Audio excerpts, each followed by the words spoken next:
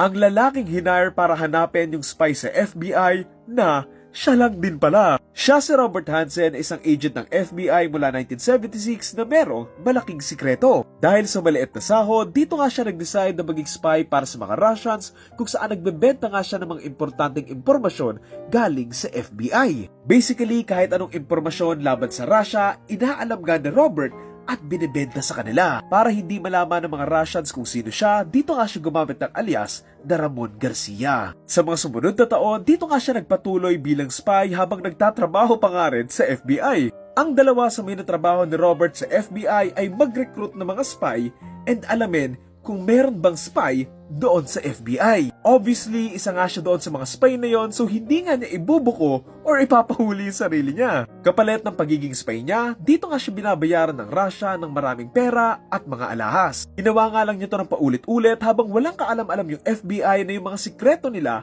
ay alam na pala ng mga kalaban dahil nga kay Robert. Mas malala pa dito, imbes na mahuli siya, na-promote pa si Robert ng ilang beses, kaya naman mas dumami yung mga top secret classified information na nakukuha niya. Nagbenta siya ng mga impormasyon about sa mga spy and agent nga ng FBI, mga tagong locations at iba't iba pa kapalit nga ng pera. Kung iniisip nyo, saan nga ba ginagamit ni Robert yung mga perang nakukuha niya? Maliban sa pamilya, ginagamit nga niya ito bilang pangregalo at pang-travel kasama ang iba't ibang mga babae. O bukod sa FBI, niloloko rin ni Robert yung asawa at pamilya niya. Para hindi siya mahuli, naging maingat nga si Robert kung saan ginamit nga niya yung connections and position nga niya sa FBI para madistract sila sa paghahanap nga doon sa spy na siya nga lang din. Nagpatuloy nga lang ni Robert ang pagiging spy niya, but in 1994, may isang spy na mahuhuli at dito na nga mababanggit yung pangalan ni Robert. Dahil wala pa nga silang sapat na ebidensya, hindi naman nakulong si Robert at sa katunayan,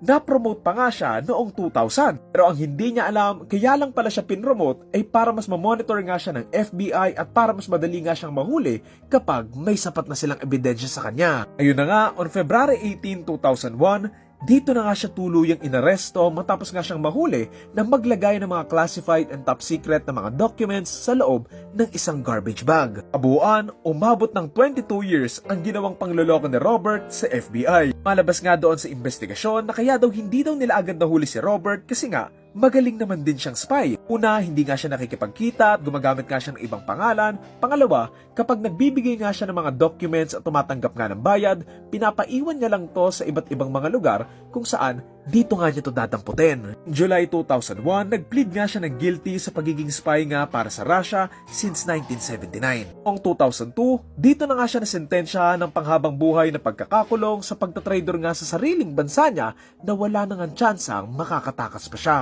Sa FBI, tinawag nilang the most damaging spy in FBI history si Robert dahil sa dami nga ng sikreto at impormasyong binigay niya sa mga kalaban. Sobrang kakaiba nga ng kwento ni Robert, ginawan nga ito ng movie na ang title ay Breach noong 2007. Dahil wala na nga siyang tsansang maparol at makalaya nga doon sa kulungan, dito na nga lang siya tumira hanggang June 2023 nang tuluyan na nga siyang magpahinga sa loob ng kulungan niya sa edad na 79 years old.